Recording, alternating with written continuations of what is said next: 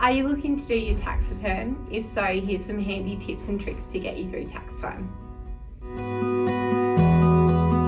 You can lodge your tax return through the MyGov website, and as long as you've linked your ATO services, it should be pretty easy with all the information pre-filling through. It should only take around 10 minutes if you've got a pretty basic tax return, meaning like salaries and wages and a few deductions.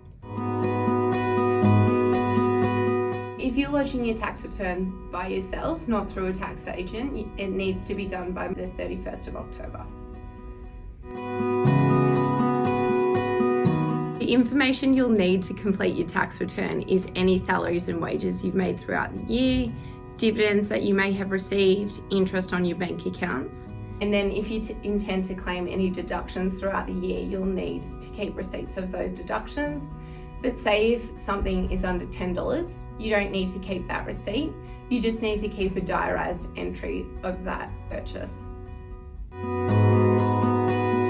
It really does depend on your occupation as to what you can claim. If you're a builder, you could claim protective gear used on work sites, you could claim sunglasses, sunscreen, and then kilometres travelled between work sites as well.